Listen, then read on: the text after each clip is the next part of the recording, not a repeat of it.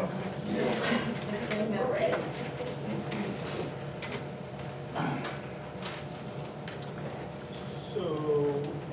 you want to talk? Hello? Hello? Can you hear us? Yes, I got it, thank you. Great.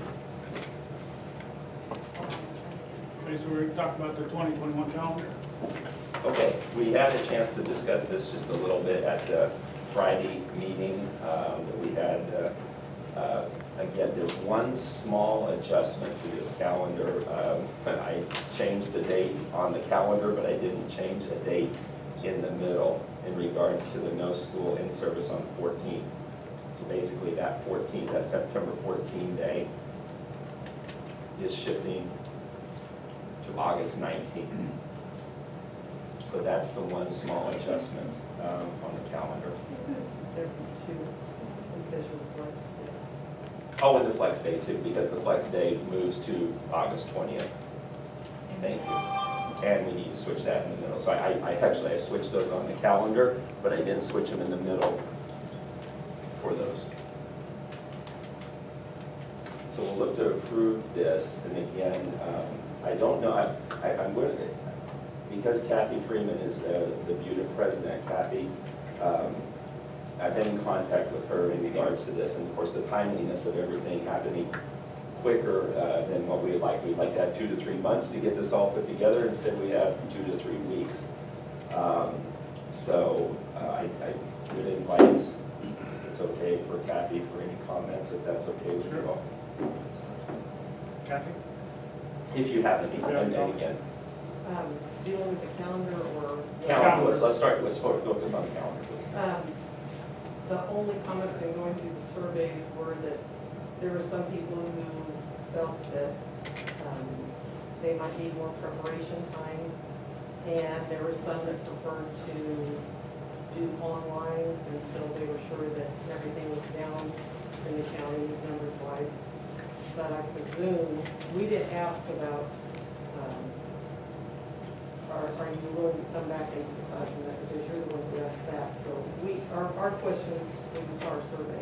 Okay. Our questions didn't relate specifically to it, so hopefully those people said that they would like to be the online instructors, that is something that is going to be pursued. That's all the information I have on this. I don't know if anybody- Any questions on? Again, we are, like I say, moving that start date back a day for kids. It gives us one extra day of planning, one extra day of preparation. Again, in talking with administrators and directors, we've been talking about all summer long, a lot of different scenarios, and then finally when this seems like it's hopefully becoming the scenario that we're going to be working with, we feel like that taking that one day from September, moving into August, will hopefully help everybody get prepared. Our focus on 2 of those days is going to be technology and technology related to the different methods that we're going to utilize for instruction with kids. So, and we'll talk more about that with our plan here coming up. Other questions? Do I hear a motion to approve? Motion to approve the amended 2020-2021 school calendar as presented. Is there a second? Second.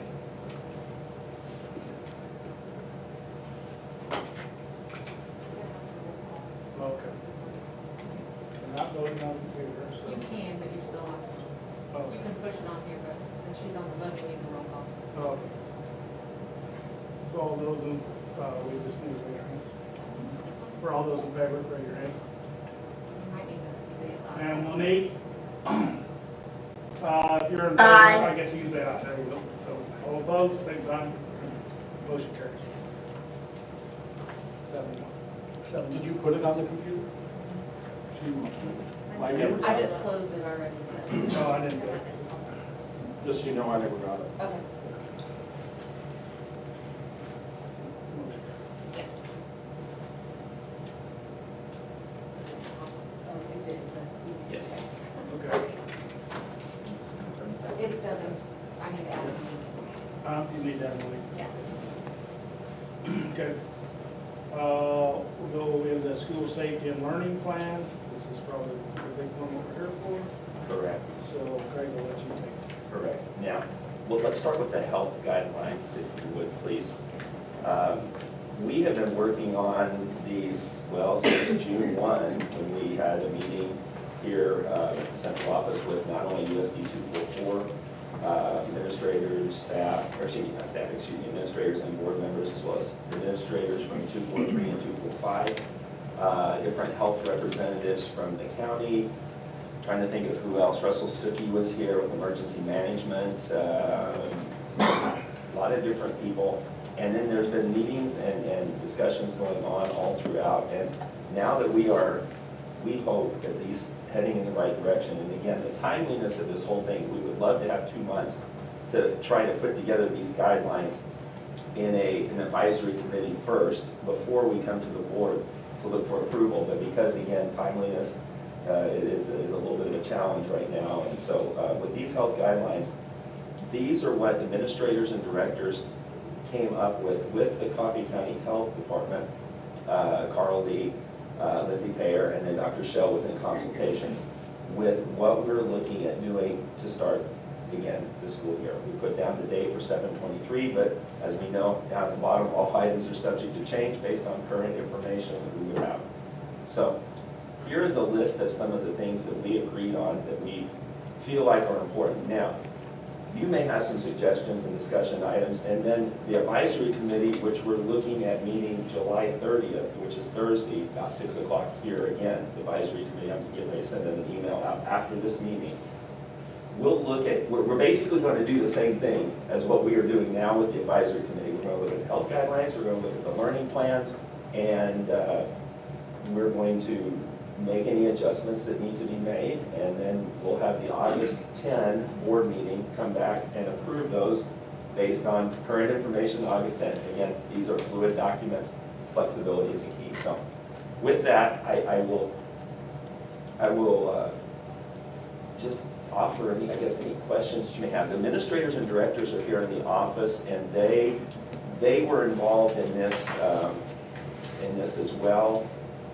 Might end up calling on them in regards to, for example, you might want to ask Doug Rohr or anything regarding to buses and transportation, food service for Diana Hess, or on down the line. So I have a question on the mask will be worn in school by everyone unless valid exceptions apply. So what would valid exceptions?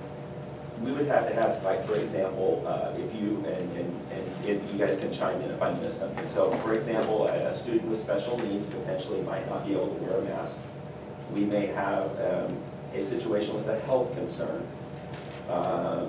Student with asthma potentially that is having problems with wearing a mask. We could deal with, I'm trying to think of anything else we talked about. Correct. Deaf, hard of hearing students, that type of thing. And there was some guidance that came out, not only in the governor's order 2059, right? Yes. That we would reference, as well as the other document from the state, I think that we would reference to create what that list looks like.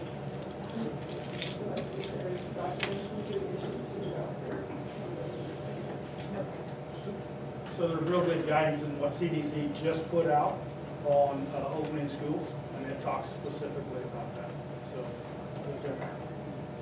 And it talks about some of them, what you just said. And remember, with school districts, we can choose to be more restrictive. We can't choose to be less restrictive. So let's say the county says masks are not needed, but we determine that we really feel like we should have them. We can do that. We can't go the other way, though. Administrators, directors, anybody have anything? Okay, we'll go Kathy. There's a question on, when I opened up the guidelines, on number 3, it says temperatures will be taken before entrance into the building.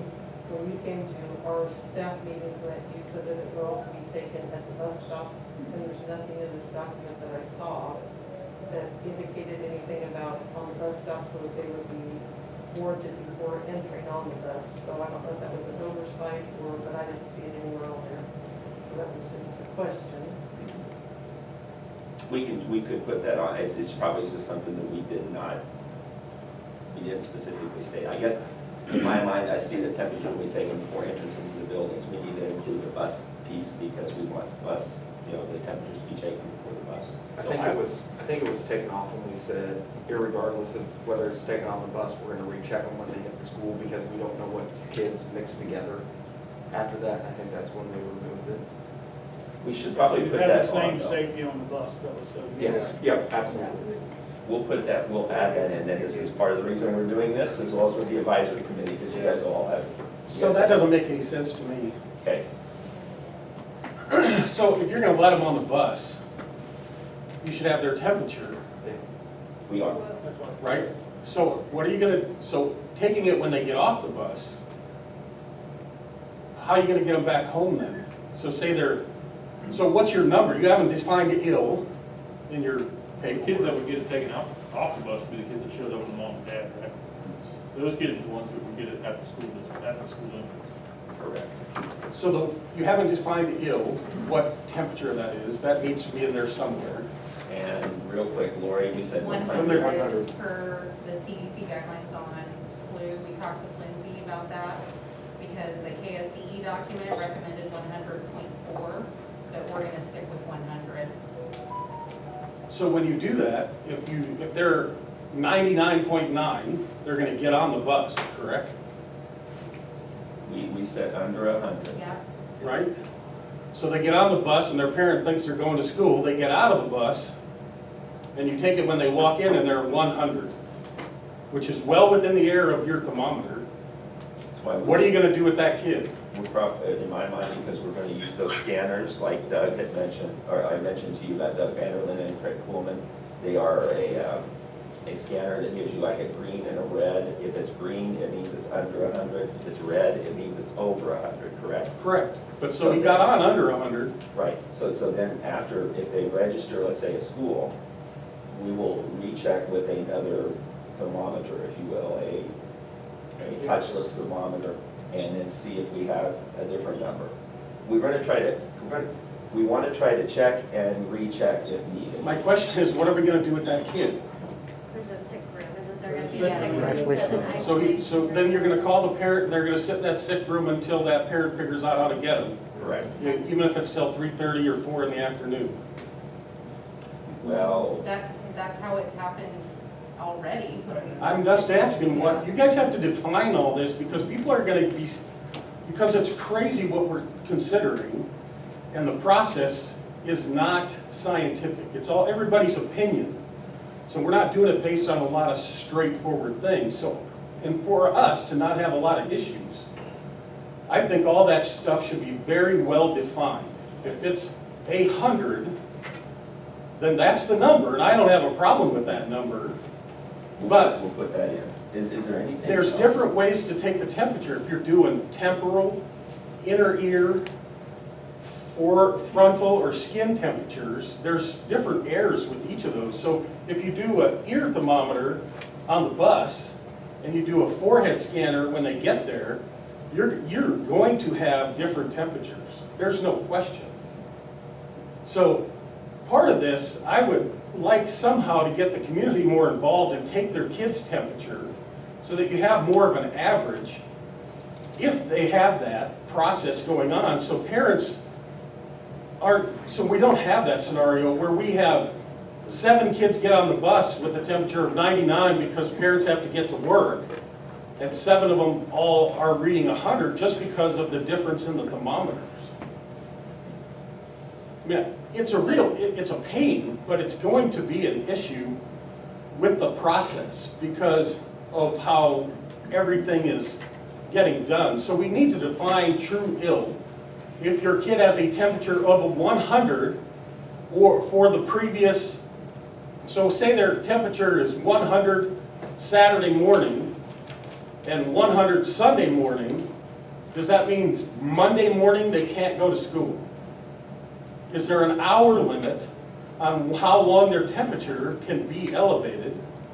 And all that stuff needs to be defined, and whatever stuff we're doing, we need to be very specific and defined. That way, when the parents, they take hold of this with the whole community, so that the school isn't saying, well, they're 100, you gotta come get them, and then parents can't find a way, and then they're leaving work, and they're doing this, and all this other stuff. If we make it very specific, which is harder, because everybody can come up with their own scenario. I know everybody's thinking, well, this, and this. You can all come up with a scenario when we're dealing with what ifs that makes the exception to the rule. We have to make things that are very specific, stick to them, let the community understand them, get used to them, and then move forward. I think the biggest thing, and I'm gonna go to Lori in just a second, the biggest thing we wanted to do with this document is to show the community what we're doing. And again, we didn't want it to be 5 or 6 or 7 pages long, but some of the things that you're mentioning to the definition, we need to add that in, because really, we came up with a pretty decent starting point. We probably can put in, we can put in those definitive statements like they'll be taken on the bus, 100 degrees is our number. We can encourage parents to check temperatures at home before. Yeah, just more defined. I don't want more stuff. I'd even take less stuff, but the stuff we put, very well defined, Okay. falls into a category that says, oh, mom and dad go, it's 24 hours, and we've had that rule, right? If you're 100 degrees and 24 hours, you're not supposed to go to school the next day. People haven't really followed that. Then the sniffles and everything gets carried through the school. This is different. We have to get people to get on board with those numbers and make it our parameter. And if they show up at 100, parents have to know, we're calling you to come get them. Yes. Lori? Just to address a couple things you mentioned about like the community taking temperatures. Lindsay even said that they're hoping to use some of the grant money to make thermometers available to all of the families in the county. So that will be helpful because we hear that often. We don't have a thermometer at home to take their temperature. As far as the type of thermometer, we're using the infrared scanners. Of course, they all have different readings. No one reads the same. Well, there's calibration error in all of them. Right. But that is our method. We order new thermometers, so we're going to be doing infrared for all the school settings and on the bus. As far as... But you have to define, once they're on the bus, does that count as school? Yes. So then you don't have to check them again. Well, I'll let you. No, go. Look, you can go. I don't mind commenting. The problem with this, and the administration director said, in regards to kids getting off. So for example, if you're at the middle school and you're getting off at the main entrance, there are also other kids coming in getting dropped off. It's hard for our administrators, directors, to be able to make sure that every kid coming off the bus is also, you don't need to check that kid because they were already checked, but they sometimes mix in and they stop and talk with each other. So how does the kid, that's why we just decided it would be best to check them all before they enter how the does the building kid to get make on the sure. bus at the, he never goes in the building? They just drop him off at the middle school and then he gets on a bus to go to another school? Could go to the I think elementary the point school. is like at my school, where our bus stop is right now, all those bus kids can be checked, but they're walking up the same door as people that get dropped by their parents. So whoever is our checker, they're not going to necessarily know, and bus riders don't necessarily ride 5 days a week. So like at my school, we talked about, we didn't want to screen those kids naked, I would have my bus kids drop at a different door. That way we would know they're getting off the bus. I don't have to put a screener at that door, and they can come straight in, and they wouldn't be mixing with that population that's being dropped off by their parents. So I would know every person in that door has to be screened. So what makes no sense to me, being on the physician side of this, is that there is no one who walks by you that's going to develop a fever in 5 minutes, let alone 5 days. Right? So if you know everybody on the bus is screened and you walk past me, even if you throw the virus my way, it's going to take somewhere around 10 to 14 days to actually develop anything. It's not about that, it's about knowing. But how you can't develop a fever unless you have an infection. Yeah, we're not gonna know if Cody Long, like whoever's working the door may not know if Cody Long rode the bus that morning and he's already been checked, or if Cody Long got dropped off by his mom. Because every day our bus riders change, so that person sitting at the door, when we have 60 kids trampling through the door, they're not going to know if Cody Long got dropped off and he's, he needs check, or Cody Long got the bus and he's good. The only way. If they're all using the common door, which is what happens at all the buildings.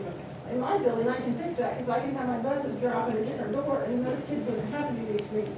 I'm not sure if the other buildings can do that. But I think safe practice would be to check everybody comes to the door. I don't have a problem with that. Then it doesn't make any sense to check them on the bus. It does, because they're sitting with amongst the other kids. Right. On the We bus. want to get on the bus. I prefer just send them right back to my front door, they get them all the way to school, and then I can get them. Right, you just say, whoa, If possible, you're always gonna have a case where if one gets. kids trying to get on the gets bus, he has a 101 degree So temperature. we are Hey, Mom. expecting our kids to develop a fever within 5 minutes of some kind of contact. No, I'm No, saying they they don't get want on the to get bus on the with bus, a temp. No. And then they sit get on the with bus with a kids. temp. It'd be nice to screen them right there and say, Mom, your son or your daughter has a 101 temp. So when a student, for example, and Doug, you can help me out if you want to chime in here. What we're gonna do with this is students that try to get on the bus, I shouldn't say when they get on the bus, if we check their temperature right there, they register a temperature, then there's gonna be a contact made for the parent to come pick up the student. And if there's, again, ideally, it'd be great if the parents could be able to be right there close by to start with, get a feel for this and understand that when their kids get on the bus, that they're going to get their temperature taken, and if they're registering a temperature of 100 or greater, we're gonna have them go back home that day. So the parent hopefully will wait with the student at a bus stop. I know a lot of times, I've ridden bus routes, and a lot of times we pick up kids very, very close to the house. Sometimes we don't. Doug, I don't know if you have any other comments. The only problem, concern I get with that is we're going to increase our pickup time immensely on this. It could. Just because we'll be checking, if there's something sent back, there's some kids that they're not out there, so you're gonna have, 30, 40 seconds, a minute waiting on them, and then you're gonna have a process that you go through to send them back again. So that's my only concern with this. Well, I think it's a valid concern, but I think that if you're going to check their temperature, the best time is when they're at their house before you pick them up. That's my point. Don't let them sit on a bus with a bunch of kids if they already have a fever. Right, If that's they what get on the I'm bus and don't have a fever, there has to be a way this place can let them off a bus without having to retest them and let them go into school. There has to We be can a way do that, to we do that. can do that at the elementary, but at the middle and high school, that is more challenging for where we drop off the safest point with our buses. We So, would have to I don't bring- disagree, it's we- not challenging, but it's not hard. There's doors by the gym, there's doors as a front door, there's both height, we have multiple doors. We can change that process. We do not have to let the kids that have already been screened go through. So it's not an absolute, but you should look into just dropping them off at different places so that people don't have to guess who's been tested and who hasn't been tested. It's gonna be enough delay, like Doug brought up, just getting kids in the school. Right? So if you have a whole busload that shows up the same time that 7 parents are dropping off their kids, why should we let them mingle?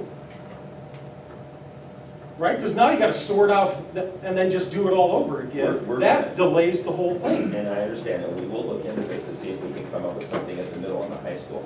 The problem is, we're gonna have a lot of people at the beginning of the day doing a lot of different things. Like, for example, we're gonna have people checking temperatures at doors. This isn't just for students, but for staff. Staff don't come into the building. We've got some early riser staff that would like to be there at 6:30, 6:40, 6:50 in the morning. We gotta make sure before they come into the building, their temps are checked and they're okay. I agree. And yet, like I said, we don't want to keep staff out of our building early, but we're gonna have a lot of, we have to come up with this plan where we're checking to make sure everybody coming into the building is fever-free. Right. So, So the bus would help. All the kids on the bus But it's- are already tested. But it's gonna take additional staff to be able to monitor a separate door potentially at these buildings. But we'll look True. into it, we'll look It into would it, we can Take see. another person, yes, Right. We'll look or into it and we'll 3 see. at each building. And I I'm think- just saying that I think it'd be easier if we already tested them and they dropped off on the door and went right in, You don't have to test them again, which delays still getting into the building. Tracy just did come up with a good idea. We could have our bus paras that are gonna be on the bus walk the kids in at a different entrance. We could look to do that. That may be a solution to our problem. Yeah, might be. Okay. That's all I'm Thanks. asking. Thanks for bringing that up. Brainstorm that process. We did, that's it. I'm sorry, say that one more I have time. another question on masks. So are we providing masks for the staff? Are we providing masks for all students? Are we providing masks for anyone? Are we not providing masks? Yes, we are, but Providing again, masks you for could, everybody, yes, we are. every Yeah. day? Yeah, we will give masks to students and staff, yes. But is that daily? That it could be reusable masks, or it could be stuff, if they want to bring their own, they can bring their own. Okay. We are stockpiling supplies like you would not believe, and Yeah. everybody in the state is And so trying we to have do that. kid masks, we have kid size masks? We do, yes. Nurse Lori has looked And into for that. every day? So that was gonna be one of my questions also, but I think that, because the school supply list already went out, so I don't know if the parents are aware if they get any, supplies for masks or whatever. Sure. And so, Pretty significant cost.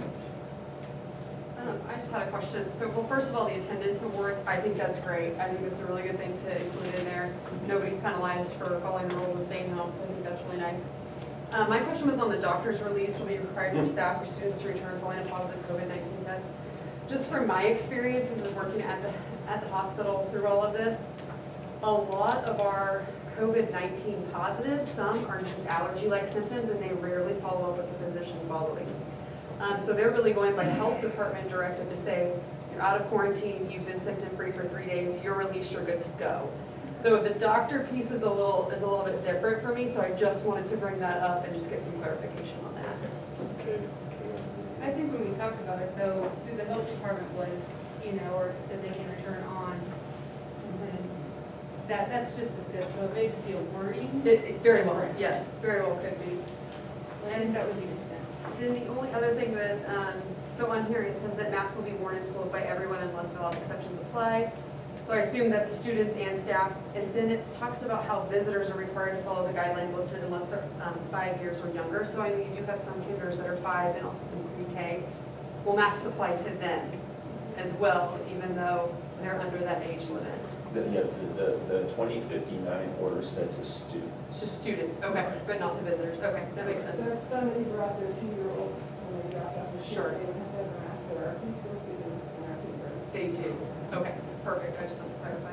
Good questions. Thank you. since we're beating this mask thing to death, I have one more question. So has the school thought about any clear face masks for some of those students that, okay? So like I've already purchased clear face masks, Yes. shields, and plexiglass for like speech language in particular, Yep. and for some other stuff. So, yep, that'll be a question.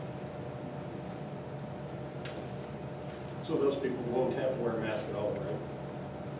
My speech Just their clear mask. We've got some that are Some people clear wear with the clears part so that's they can not. just see through the mask. How about shields, face shields instead of that? So we have some of those too, but Executive Order 2059 says face mask, not shield. And CDC says that they have validated that the shield protects anything. I know, I read that, but it's that size isn't good at all. So that's Yeah, I what you didn't got order right now. 500 of them because I want to see we got to try some things out, see what works.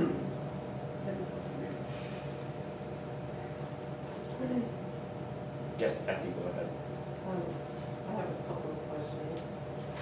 On this document, there's nothing that several people have inquired.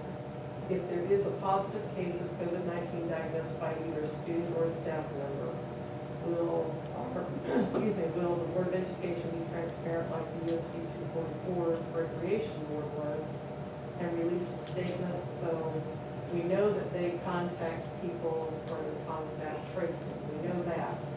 But are you going to notify the school district if there has been a case so that people who, there's so many different symptoms to this, that people could then be a little more aware to watch for themselves? And in the case of the elementary school, a lot of young children, and I things will probably be way different, but a lot of times young children will be in the hallway and you stop and you say, do you need help? out, yes, I need to know where to go to, da-da-da, or I had an accident, they were excused to go to the restroom, they have an accident, they come here looking for a change of clothes or whatever. That would not be something that all young children would remember, oh, yeah, I talked to so-and-so for this long, so.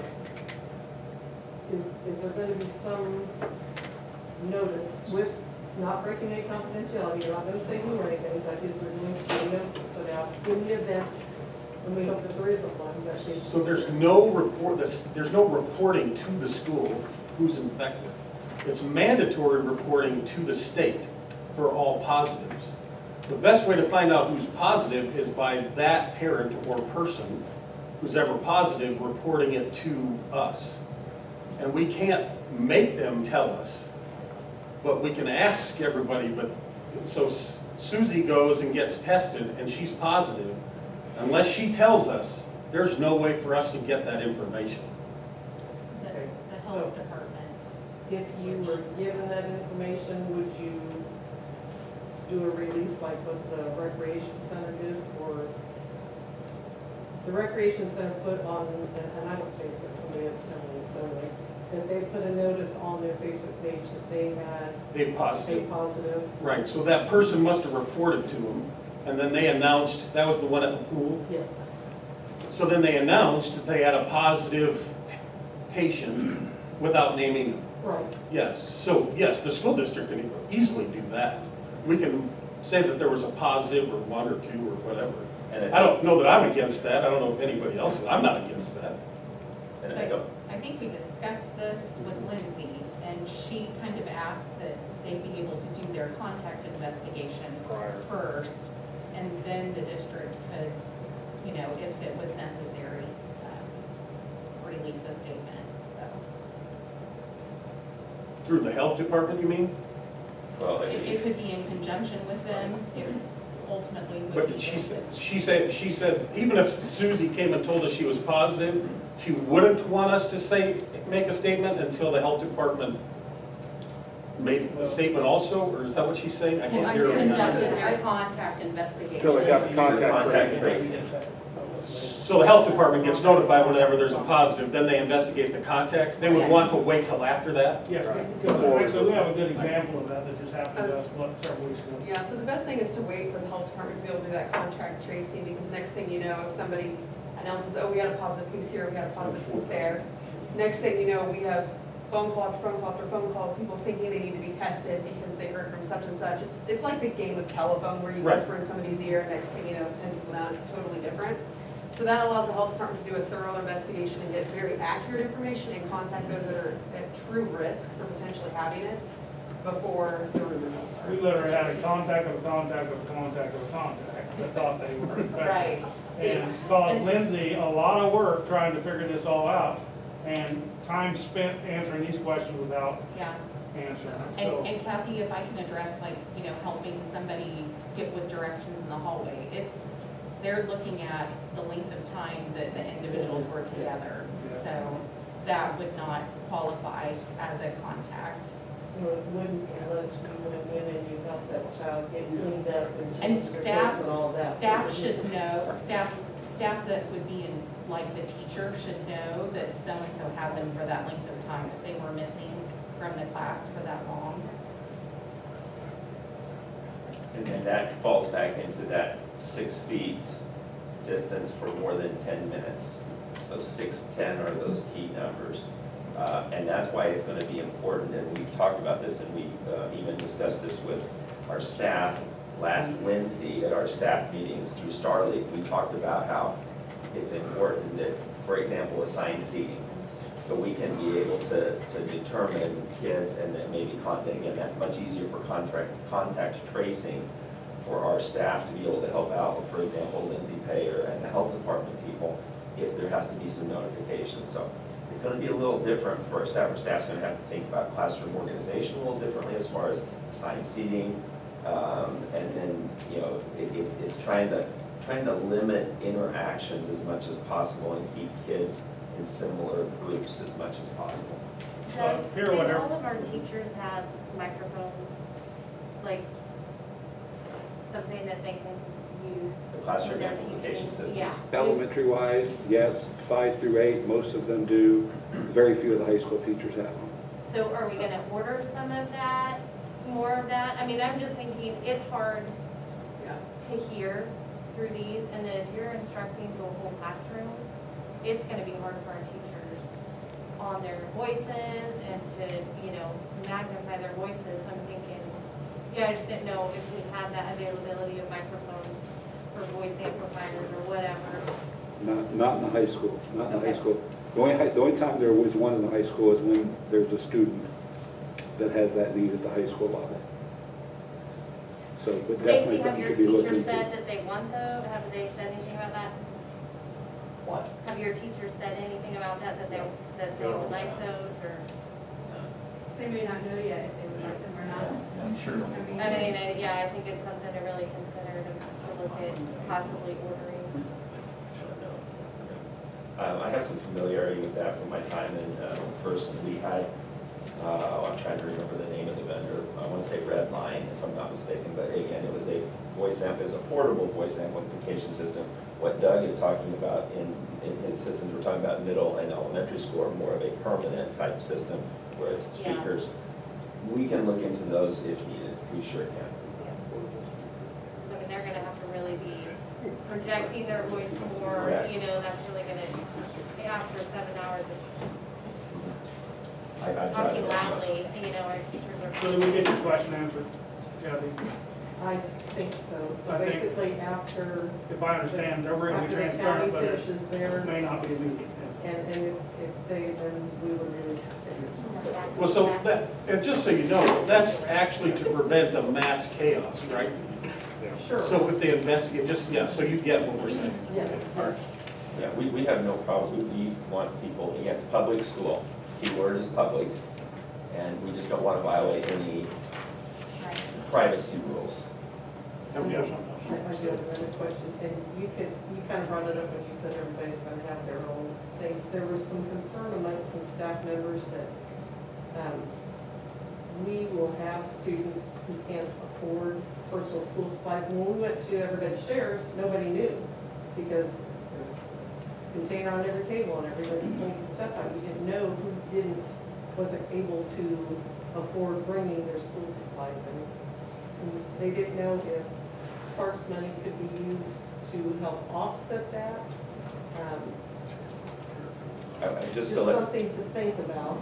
That was a concern brought up, that they want to make sure that every student felt that they were ready for school also, not, oh my gosh, I don't have all these things that I'm supposed to have for school according to that list that went out. and just to touch on your point, then you go to your next item. We are, I'm working with a gentleman, Matt Harmon at Wolf Creek. Matt is working on putting together like school packages for like kids in grades K through 4, 5 through 8, 9 through 12 with the basic supplies. And then also I'm working with Heather Carver through ECAN on some school supply things, some school supply supports, if you will. School, maybe it could be clothing or other things. Radiant Life Church, Ryan Akers, I'm working with him as well because they're looking to do the shoes again, the new shoes for the kids at enrollment. So we've got some real good things going there for students in need. So. And something I picked up today on that CDC document was all the kids need to put their name on their mask because young kids will trade stuff. Or we had talked about doing paper sacks Yeah, paper sacks for after, yeah. kids. Or in their locker or whatever, but Yeah, like for put the their names on their mask, yeah. high school age with sports and things like that, making sure. Because ideally, we would like to try to reuse the masks as long as they are capable of being reused. But again, the safety and storage piece, did not know that there were certain ways to store them, but there are better ways to store masks, and we're learning that. So it's truly the domino theory. It's masks lead to plastic bags or paper bags, should they not plastic, paper bags for storage. And yeah, just different. And then we got to have the thermometers, and the thermometers need to try to be calibrated as best as we can. And so it's a lot, but we can do this. We can do it. Okay, anything else? There were two other questions, and I don't know what would be classified as an outbreak, but in the event of a school outbreak, would school be suspended for 14 days, like quarantine style? Or would it be where school would be virtual school where you continue to do everything, but everything was online? That was the question. All depends on the guidance, for example, from the health department. So when we, and Lori, you can speak on this, and administrators, directors, you guys can chime in too. So if we have some sort of a situation that we need to deal with, whether it's either COVID-type symptoms or a positive case, then we go into the health department and they help us immediately, and then we make that determination based on what we need to do. So is it some kids either need to be quarantined or isolated? Maybe potentially staff might be quarantined or isolated, potentially. It could be just a lot of different things. So, Lori, do you have any other comment? We are going to rely on, we want to keep the tracing piece and the identification piece that the health department is using. We want to be consistent and not come up with our own way of doing things. At the county commissioners meeting today I spoke to, they really appreciated that we involved the health department, and the consistency piece is going to be very important, and hopefully making sure that we do everything we can to take care of all of our needs. So Lori, I'm sorry. Well, and I think it kind of depends on, you know, how active the student was, the number of contacts that would be other school students, school staff.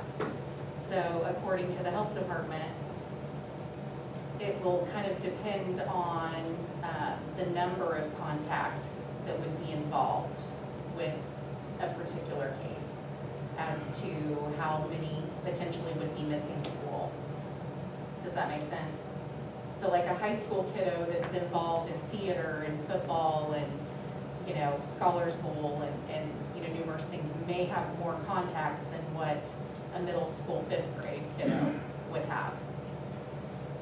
Well, and Lindsay went on to say that they don't want to close down a school or the whole system. If they could isolate just even a grade level or a wing or whatever that might look like, depending, again, on all the, it depends, lawyer has to answer. But at the same time, like the state word, catchword is to pivot, and part of why we're gonna have those 2 days of training is so that we can, if we need to, we can pivot to an online or different platform and pivot right back into in-person. We have to do that. Obviously, severity depends, and severity of symptoms, because I may not have many, or I may not be able to function, and somebody's gonna have to take over my duties. So, I mean, all of that. Of course, again, as we talk about the source and the receiver, so whoever, you know, if both are wearing masks, it's very low risk. So that's something to consider. So the health department, when they investigate, that's the first thing they're going to ask, will both be wearing masks. The last question was on the health guidelines. It says that social distancing will be encouraged, but, you know, we talked about masks. So there was a question, since we are encouraging social distancing, not mandatory, you have a mask on, but are we going to limit things like assemblies, like recess time, restroom, lunchroom, breakfast being served? And then it came up because it said that the building will open at 7:35. Buildings, where would these students report to? So those are just some questions. And the rest of the questions were answered in the document.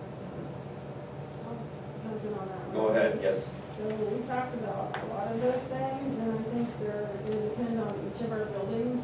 A lot of those things are on our list here, things I'm thinking, you know, we're kind of in a difficult spot because staff aren't on duty. It's hard to get their input without taking their summer away. Once we get a plan for those things, my plan is just to roll out like an informational video to parents and staff and kind of say, here are some changes that we're going to see in our school next year for the lunchroom, for breakfast, for AM before school. Definitely don't have all those answers right now.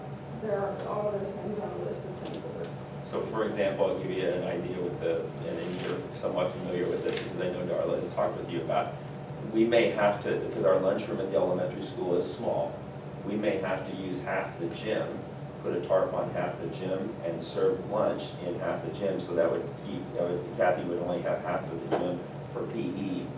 If I'm not mistaken, I think we have a curtain that drops, so we have a curtain that drops down at half court, so at least there's a little bit of a barrier. It's not a wall or anything like that. It'd still be some noise from the cafeteria students on one half and then PE kids. So that's an example of, we're gonna try to maneuver the kids and put them in places where there is some distance and we can spread out a little bit better.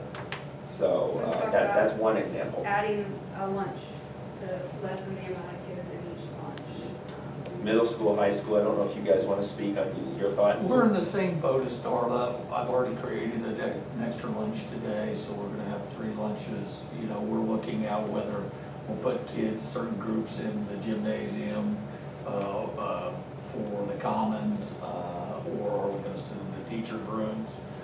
But we haven't had the staff back, so it's pretty difficult to make every decision that you know, I'm making a lot of decisions that I'm not getting as much input as I would like to get on those, but those are the types of things that we're talking about right now, and trying to limit those times where kids congregate, you know, so. And that's, you know, and that comes with, you know, having a separate bus entrance. If I've got to keep 5th grade separated, 6th grade and 7th grade and 8th grade, there's 2 or 3 adults per grade level already. And so it's how do we divide them out throughout the middle school? First breakfast, they come in, they eat breakfast. It's going to have to be more organized at that point in time, because it's not going to be, oh, today I'm going to decide to eat breakfast and I'm going to go sit wherever. I'm going to have assigned seats for kids as well. We can put 4 kids at a table, and because they can seat 8 and they can keep their distance. But they're going to have to be in the same tables every day, or close to it, so that if we do have to trace them, we can provide that list of names.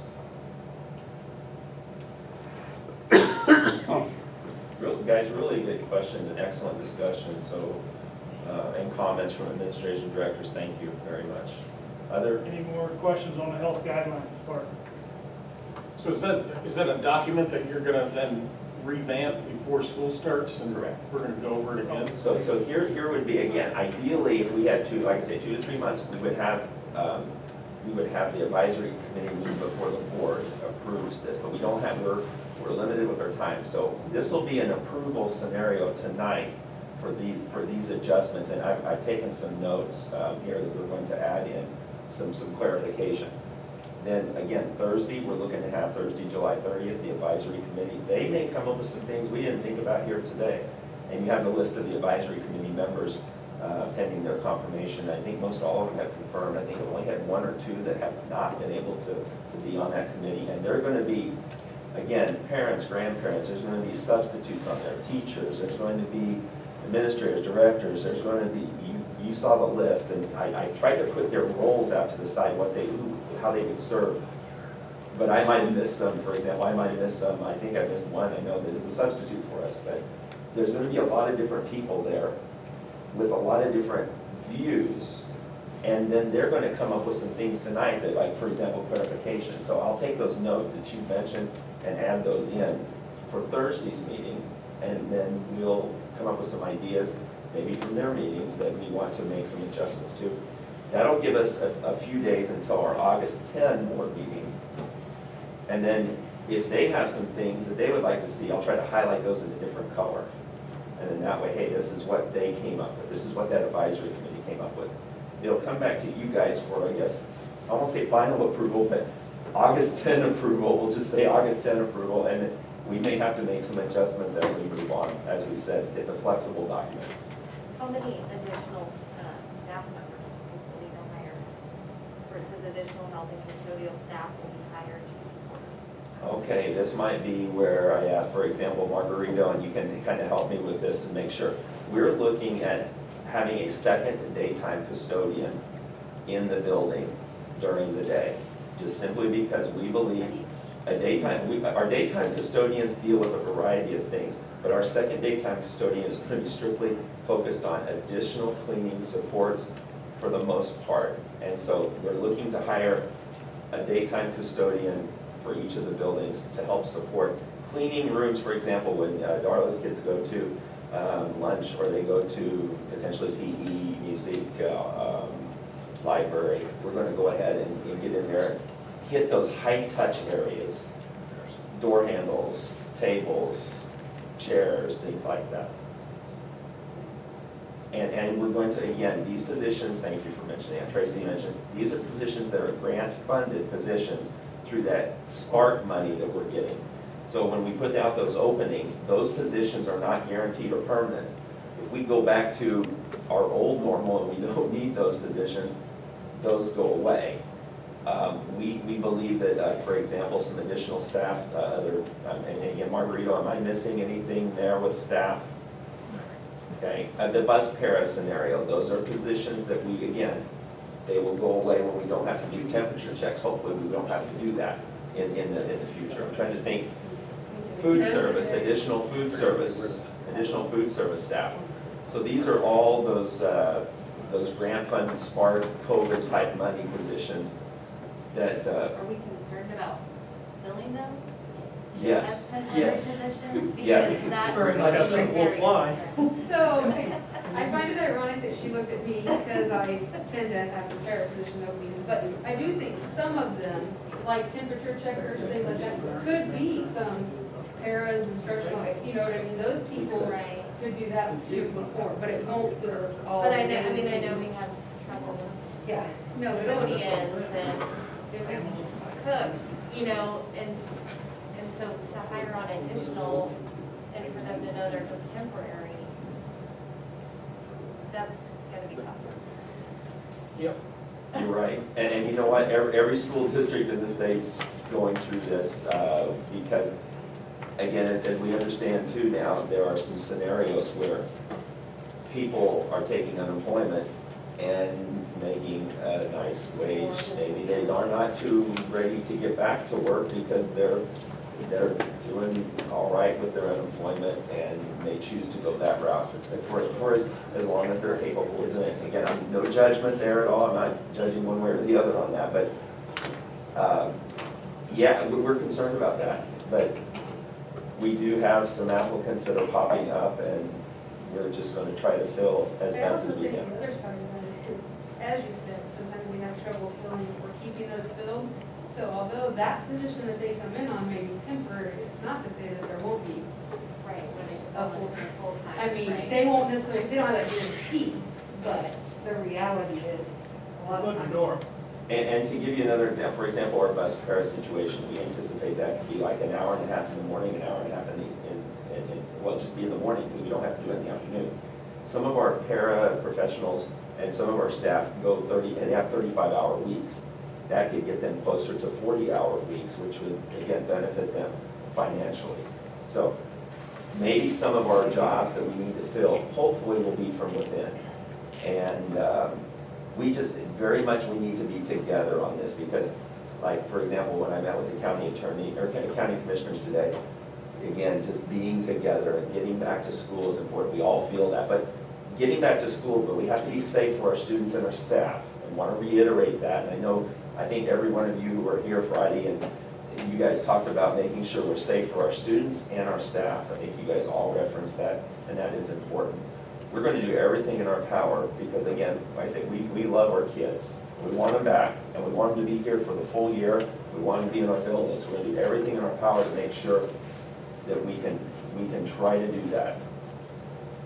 And it's going to, again, together, I think we can do this. It's just going to require everybody doing, the things that we need to do. How much coming back of this needs to be, like, if we make changes, how much of the, I guess, how deep do we get in the weeds of approving it at this level? Like, I mean, I read that and it looks like this start, Shane brings up great questions that I hadn't thought about. Right. How much of that needs to come back to the board August 10th and stuff? I mean, I know this is going to be a living document, it's going to have to be changes. Well, it's my opinion and my opinion only, but the administrators, we have to trust the administrators are gonna do their job. And we have to say, yeah, we believe you're doing your job, but there is gonna be things that we're gonna bring up and ask that they look at. But other than that, we would be all day trying to micromanage that, and I don't think we should. That's And that's what why I my was questions were mostly budget based. Are we paying to the max? Do we have microphones? Are Agreed, we hiring agreed. staff? Like, that's our job, their job.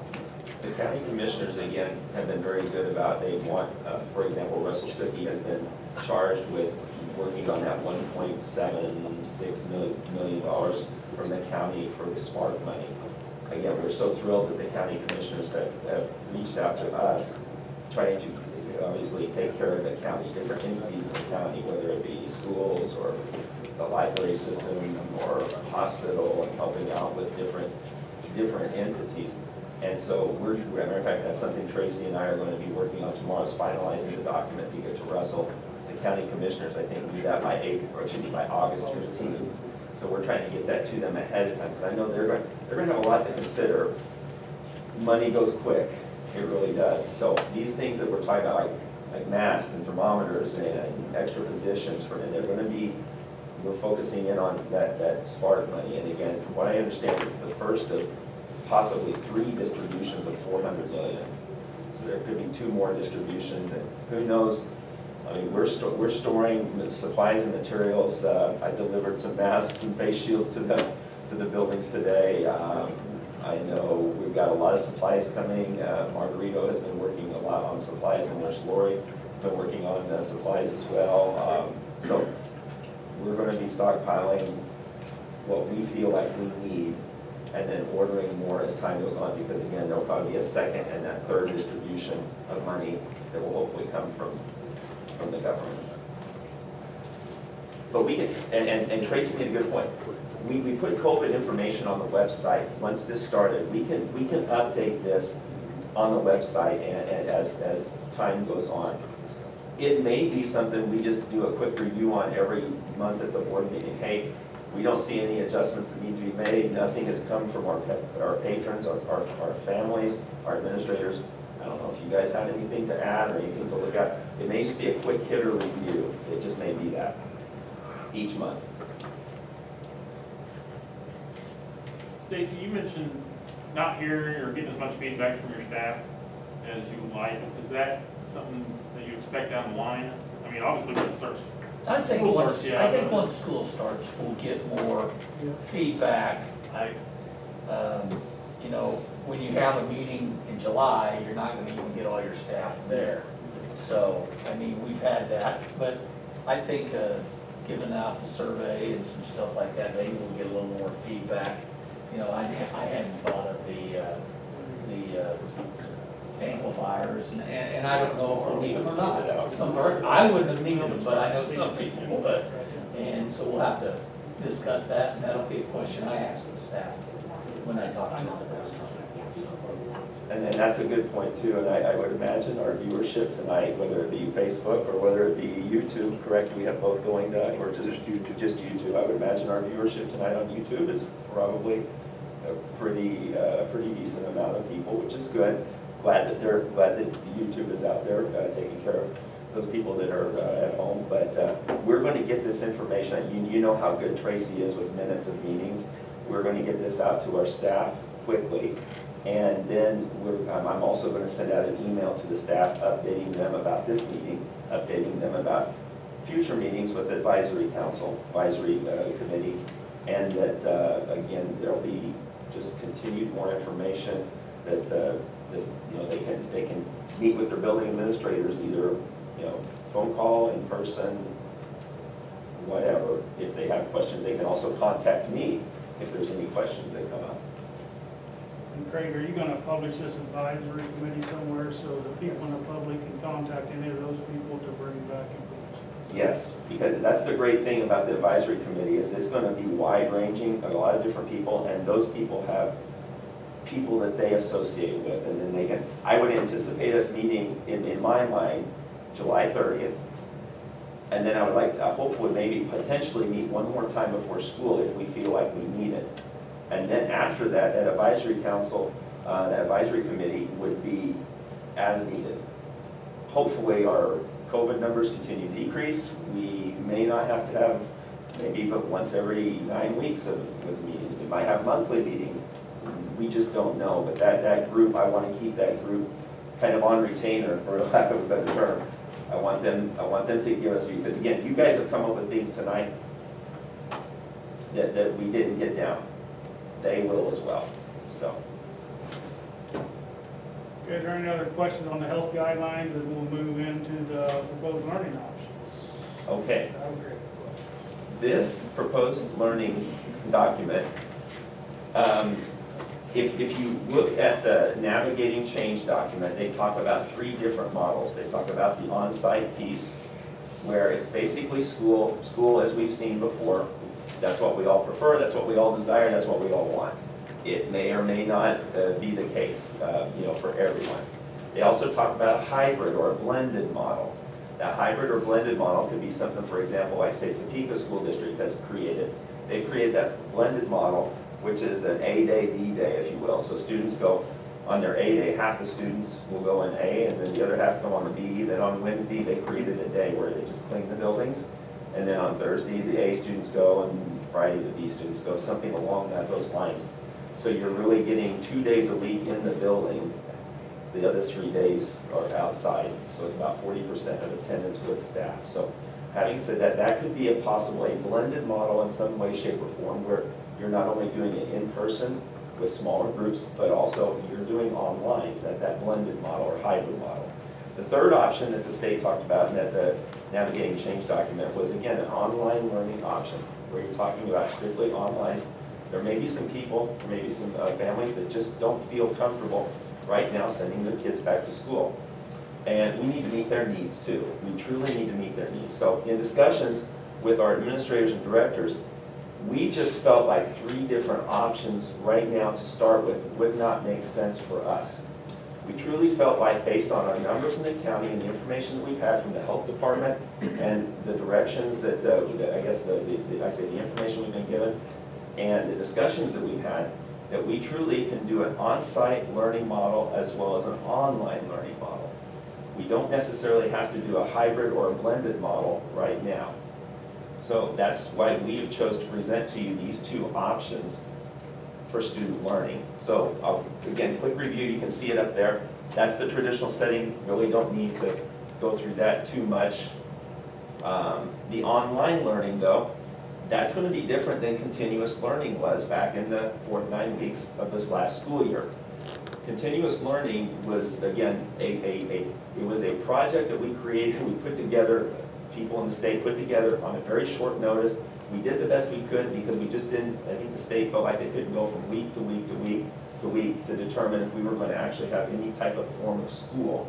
They felt like they needed to get something going and try to do the best we could to keep some sort of education happening. So this online learning, this is going to be from 7:55 to 3:10 each day.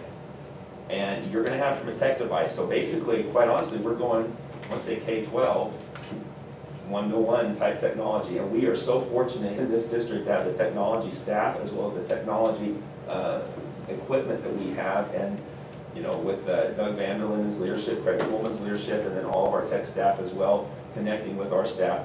And some of the things that have been put in place, not only during continuous learning, but also during the summer with tech cadres and tech groups working and different things happening behind the scenes.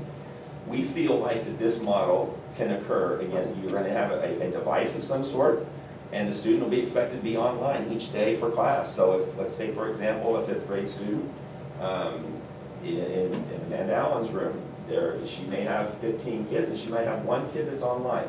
They'll be on Microsoft Teams, and they'll be getting the instruction. All kids will be getting that instruction from that really excellent teacher that we hired to be able to take care of our kids. So with that being said, they will be able to have that connectivity with their devices, and so it's a consistent platform. We heard also from our parents that they really wanted to have fewer platforms to deal with.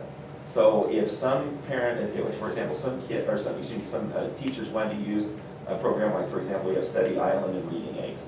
And then some use Shelby, and some use Microsoft Teams, and I'm trying to think of some other Some used platforms. email of digital packets.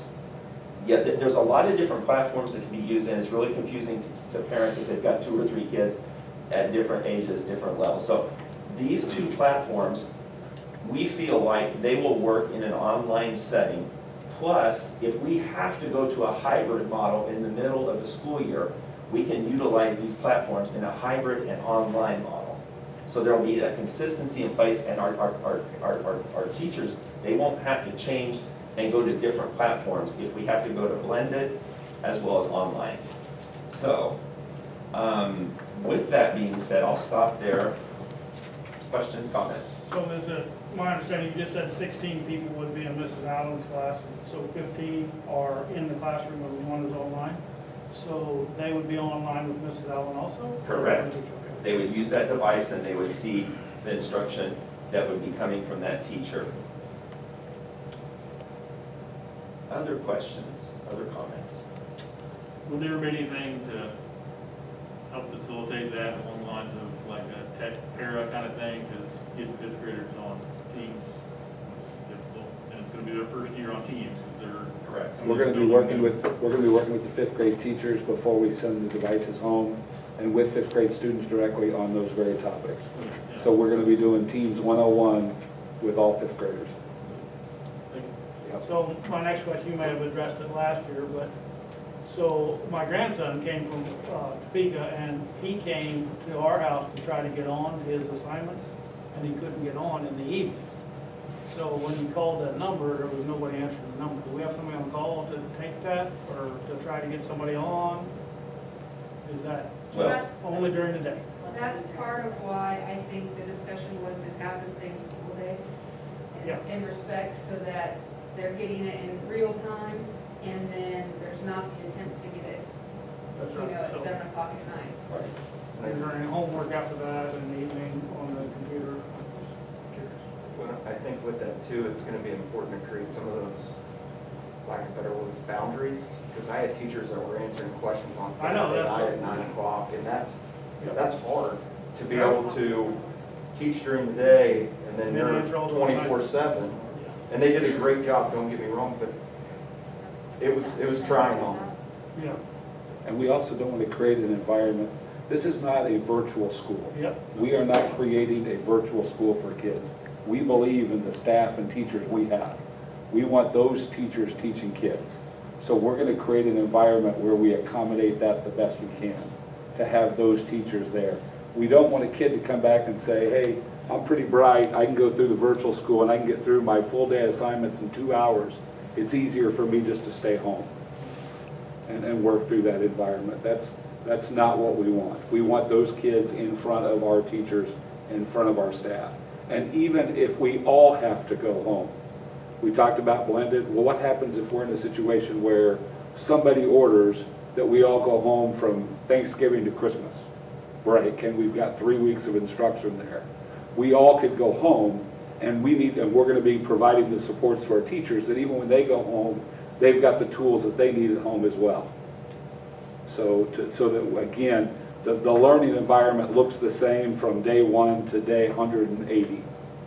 And I think that's what's important and significant about what we're talking about here. So that really means, you know, that kiddo is going to be signing up, as you can see, for very specific things that looks like regular school, sitting at their kitchen table. So one of the, I don't know if you call it a question or a comment, so students choosing a model will need to remain in that model until the semester is over. I think that's important because you don't want people flip-flopping back and forth.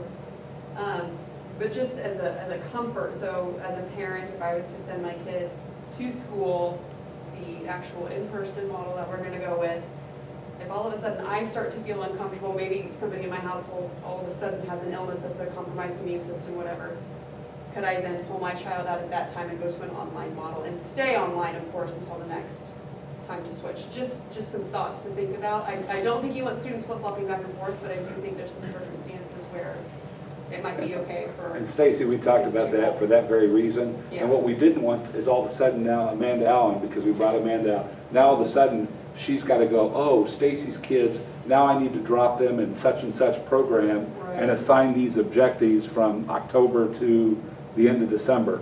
And so the answer is, yes, this model supports that much better Perfect. for that situation. And maybe your situation's only 2 weeks long, you know, and then all of a sudden things have cleared to a point where you're like, I'm ready for them to go back.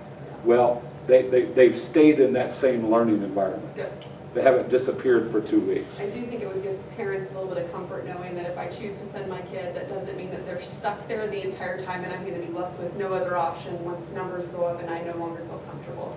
If they can pull their child and still have that saving platform and that outlet, I think that's good. And I just realized, I think I put it in the item above, we'll talk more about that here, and just if you meant the item just that's above that. I did put that in the second, so I will add that wording in there.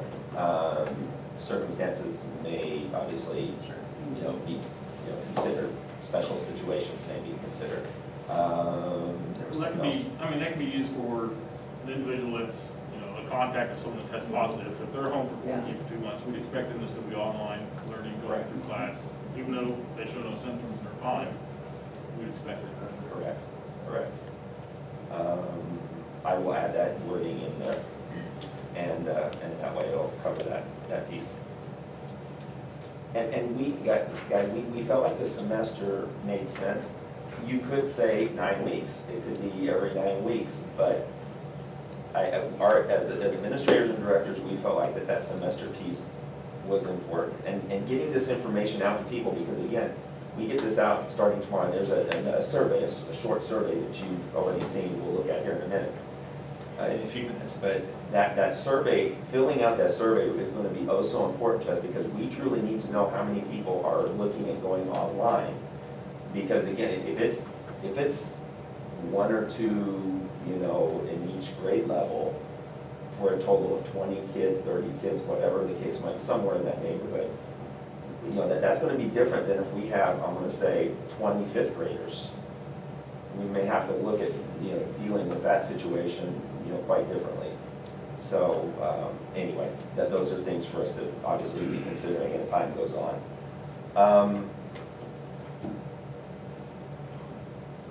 Yes, Kathy, did you have a few? I did. There were a couple of questions about if a family decides to true homeschool, not use us in the event, but homeschool, and then after a couple of months, this isn't working out or whatever, will they be under the semester before coming back, or do they just enroll in public school? They would just enroll. If they choose to go again, to come back to us, we enroll them if they are in our boundaries. Okay, and then I think in your comment about pivot and your question about if they were quarantined and stuff, there was a question that in the event that a staff member was sent home, could they do instruction based from home? Yes. Again, we hire those people, they're the best that we want with our kids. We can figure out if we need to. It may require that, for example, we could have another adult sitting in that room with the kids, instruction being delivered by the teacher from Starly, for example, or Microsoft Teams, I guess, or Shobi. Good questions. The item that's above the item that Stacy referenced regarding the kids doing online learning due to health concerns, not being eligible for extra intercurricular activities unless there are unusual circumstances that need to be considered. There is, and Dave, I'm going to let you speak to this, and any other administrators you can chime in too. Keisha has waived the mandatory attendance piece. The 1 hour of attendance piece. Right. That was for any kid that was homeschool, virtual. They used to have to to participate, be on site for at least 1 hour. They have waived that now. And talking with Mr. Whitworth, Stacy, and I, a lot of our coaches just don't feel that it makes sense if they don't feel comfortable coming to school. Why are we going to allow them to come and practice where contact and things like that are even more it may be smaller numbers, but they're still going to have greater amount of contact within a sporting or an activity event because of close contact. So, thoughts or discussion? Well, my thought on that too is that we're doing a lot to ensure those kids are healthy by checking temperatures, making sure they clean their hands every hour, separating the small groups if necessary. We can't guarantee that. They may not be at home, but they could also be outside, for a couple hours. Correct. Who knows? So we can't see and control that stuff. So I kind of agree along the same lines. I mean, there's also instances where a cross-country kid doesn't want to get out there running for miles, but we're making this across the board, right, with all athletics and activities. Yes. Pick and choose things that fit. Right. I agree with, we're doing everything we can for the health, I think. And for your, Keisha has recommended that any Keisha activity before they go to practice, they're checked again. And with our drug testing, if they're not at school, Correct. maybe in that to be selected. I think it's unfortunate Keisha did that. But I have a feeling. I don't think that's gonna work. It's the big schools that got that. Huh? The big schools. Say that again? The big schools push forward. Push for that. Yeah, Because well, that's gonna Kansas happen. City's not, right now, the whole semester, they're planning on going online. Online, yep. But if athletics is still a possibility, That's why what they would push they for do? it. Yeah. Correct. So that's what I pushed for, because, yeah, we've been playing hoops up there, and they've been talking about that for the last month and a half. Up there, trying to push that process. The problem is so they've already had these conversations about, so that's probably why it got pushed through, is because they talked about the kid who only wants to go to school for athletics, and if you don't let him do it, there's gonna be lawsuit after lawsuit after lawsuit. So, I mean, there was a lot of conversations up in Kansas City about that, and I think they finally said, fine, we're not gonna have the lawsuits, you don't have to spend an hour in school. And if the schools, so none of the schools up there, from what I've known from the kids that you talk to, so I don't know if they know all the right answers, but there's nobody requiring them to meet that hour in any way whatsoever, even before, so I think here, if we make our kids come to school to play sports, there's gonna be some issues, but if that's what you guys wanna do, then I don't know that I'm against it. I just think it's gonna be rough.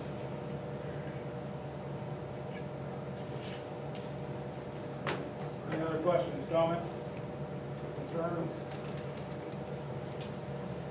Good parades? Okay. Anything else? Let's go to the, let me see, the survey. There's just a very short, quick survey that we're gonna ask students to take, and this will be in a different survey form. I just put it in Microsoft Word, but it'll be in a more survey-friendly format. So you can kind of see what it's going to ask. We need to know the name of the student at which building they attend. We're going to ask them to fill one out for each student. And then which model of learning do you choose for your child? And it's spelled out there. I don't know if we need to put any more specifics. If you think that anything else. And basically it's going to be 4 choices, an A, B, C, D. And then we provide a space below for some comments. Are you going to ensure that everybody does one of these, or these are optional? No, we're going to ask, we're going to queue this up. As a matter of fact, as soon as the meeting's over, Doug and I will queue this up to get ready to send out to parents, and if not tonight, tomorrow. And we're going to ask, we're going to send out like Everbridge notification. We're going to do everything, again, put it on the website. Please complete the survey. We need as many people as possible, because we truly need to know. Are we talking about 1 or 2 or 3 kids per grade level? Or are we talking about maybe one of the grade levels, it's 30 kids? And so we need to be prepared, and we want to be able to work with our staff to be prepared to meet their needs. So, Because we only got about a third of the original surveys back. Is that, we've got, it's approaching 500 now, so we're at about 60-something%, somewhere in that neighborhood. A lot of people treated that like a family survey though, because it was anonymous, so you Selene, you got 5 kids. right, They just like, it's the same for everyone, so there was nothing that forced you to do 5 of them. right, okay. And so So this- that's, Sorry, go ahead, no. Did this didn't go out in the registration packet then? This one did not, no. No, we sent out a survey to families maybe 3 weeks or so ago approximately. Yeah, so yeah, it's been 3 weeks. So this one, again, this one shouldn't take people very long. Again, if you look at it, you should be able to fill this out in a couple, 3 minutes. If you have to think and consider which one, it may take you a little bit more. If you have some comments to put down, it may take you a little longer. But this will help us, it will help us. One thing I thought about, we may want to put grades down, like the name and the grade that your student will be Right, attending. put a checkbox for grade level and we'll, Yeah, and then we'll give them check choices. Kathy, you have a question? All right, I'm just going to include on this survey that if I sign up for remote learning, that I will not be allowed to take part in the extra or extracurricular activities. You might want to. did we added that today? I think we We did. talked about it, Yes. I haven't seen your edit, so. Uh-huh. And we talked about the requirement of what they must have in order to be an at-home learner. Thank you for catching that.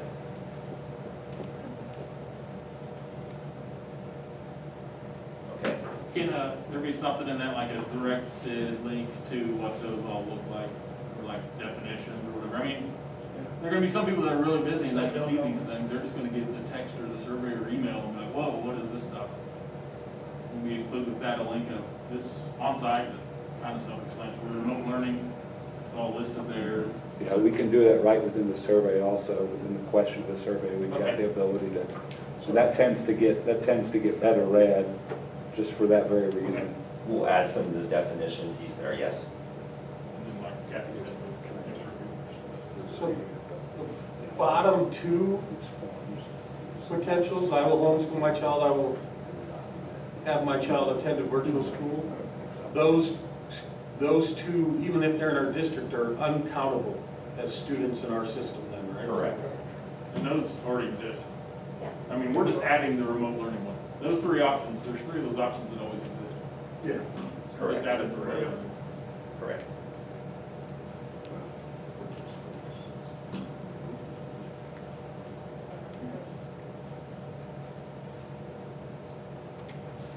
We'll add some for that grade level button there on that, as well as some more definition defining on-site and remote learning.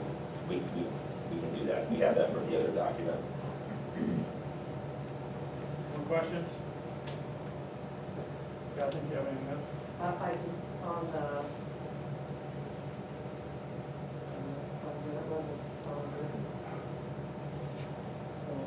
which building do you attend, not which building? Oh, do instead of, Yeah. thank you.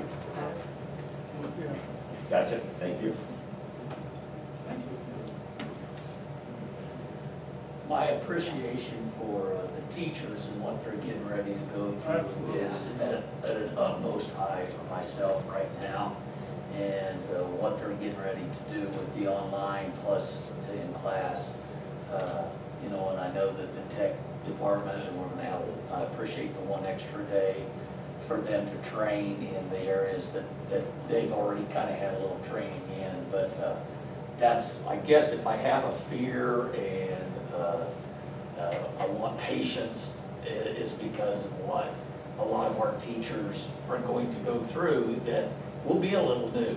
Yes, they've been on Microsoft Teams, they know some of these things, but being in front of a class of 15 or whatever with 1, it's gonna be a little different. And then to try to get some of those things out there to those kids, it's going to take us some time.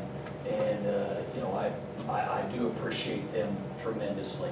I guess I'll just reiterate what I said Friday. There's gonna be some hiccups in this whole deal. I mean, it's not gonna be perfect, but we know that we're on it. We have a good team in place to fix it as it goes. And so, if that's anything, I mean, it'd be great if it was 100%, but it's probably not gonna be. And it's gonna look very different than the continuous learning Oh, that was in spring. Yeah, the amount of rigor that has to come to a whole new level, like, but it's gonna be like in the classroom setting, you know, there may be some additional things. And on top of the classroom setting, just the logistical day is gonna look different. Yes. The move through the hallways, the placing kids away from each other. Where they have to come in and sit, especially in my area where they haven't had seating charts in all the classes. Right. Things like that they're gonna end up with. I think a lot of people had a chance to speak. I don't know if Diana has had a chance, but I know she was instrumental, and her group that worked with food service and continuous learning, as well as Tracy Moore and others, our bus and transportation department getting meals. I mean, wow, just incredible. I know Diana's a person of few words, but I don't know if you have anything you want to add.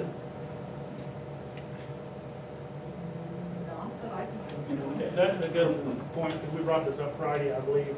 So if the kids are doing online learning at home, do we have to provide them a meal? Yes, we do. And so we But have it's- something set up for that. But it's not free, it's however their status is, Yes, okay. not like, We can pick up on this break. They can pick up and order them, so. But they will be charged. It will be different than continuous learning. Okay. Anything else? I just kind of thought of this, but one kind of concern I have is I don't want, I mean, this is hard, all the information's gonna come out slowly and in different ways because we're still developing a plan, but I want our parents to have as much information as they can to make this decision and know that we're doing everything to get the kids back in school safely. And I don't want someone to say, I don't know what's going on, so I'm just gonna do remote learning. I want us to try to get that information out there to all the parents. And how we do that is, Facebook or emails or, whatever, but to get the information out, what we're gonna do, the extra lunch, all that stuff, other than just the generic. Maybe all of our digital signs say, go to our website to see the Yeah, list, something like That was Go to our another homepage reason we here. wanted names on here, so if those people are questionable or saying like a big change, that we can personally contact and say, add more information, hey, what's going on, what can I help you? I mean, I've had a phone conversation with a parent a couple times today, let me find out more and just help facilitate even more of that And discussion. maybe that's another survey question is, would you be willing to contact us to talk about something where, Maybe instead of choosing an option, it's, I would Yeah. like to speak with somebody from the school Yeah. to discuss options specific for my family or okay. those lines. I can put that as one of the 5 on which model of learning. are you going to release You the wanna know? prior surveys What's and that? release a tentative health guidelines prior to asking for the survey? You almost have to do that, even though you said that it's going to be worked on and Well, everything. That stuff. To me, everything that we have here, it's going public tonight with the understanding that, again, there could be some adjustment. I think that's a given now in our world. There can be flexible, it has to be flexible, and there can be some adjustments. But that was the goal of, I think, first of all, Friday's meeting to support us moving forward, and then today's meeting is to support us with a plan that is going to be flexible. We'll take input from, we've got, again, this advisory committee is very lengthy. We've got our staff now that will have information. Okay, this is what we're looking to do, and then they will be giving information back to us. They'll be giving information back to Buda and Kathy Freeman and her group.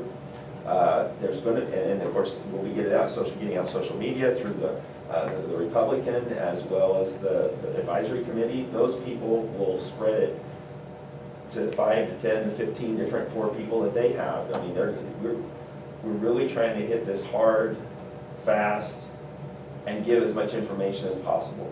what's the thing that sends me updates about weights in the morning? Everbridge. Yeah, is there, can we just say that the board has approved these red lines, do we check these out or whatever? That's our direction. As soon as we get done with this meeting, Doug and I are going to powwow for a little bit. Good. Anything else? chimed in. She's sleeping.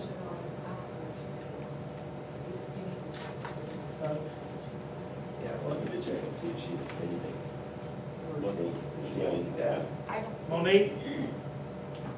See if she's still there.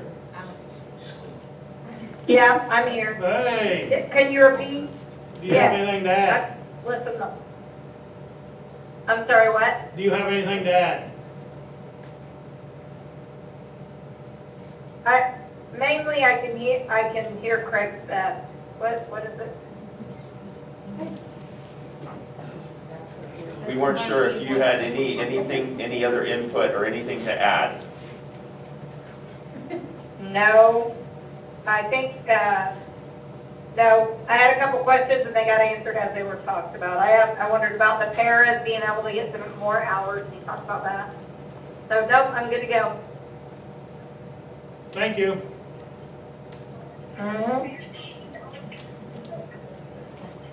So I'd like to thank everybody for their participation in there. And so what?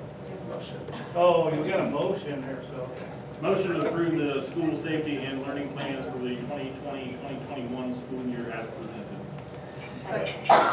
Takes a second. All those in favor, raise your right hand. Is that as addended? I think it should be. Oh, should that have been? I have to do roll Can I call. change my amendment? Yeah, we will. I'll change my motion to say, Say as amended. As As amended instead of. a motion to approve the school safety and learning plans for the 2020-2021 school year as amended. I think. I'll second. I put no on my vote, but I didn't mean that. Throw that out there that happened. Oh my God. You can, At the you can top, you delete can it at change the it. top. Okay. Yeah, at the very top right, you can change your I vote. didn't mean to It gives you so many seconds to change your mind. roll call, Monique, in favor? Aye, Okay. yes. All those in favor, raise your right hand. Clerk, were you? All in favor, okay. So it's 6-1.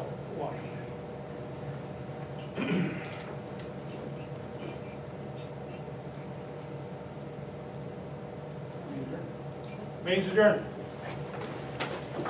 Thanks, Super. Thank you. Thank you. Take care. We'll see you later. No, I was self. It's kind of interesting to see. Have you ever asked anybody in all these surveys, where do most people get their information from? What source? Internet, news,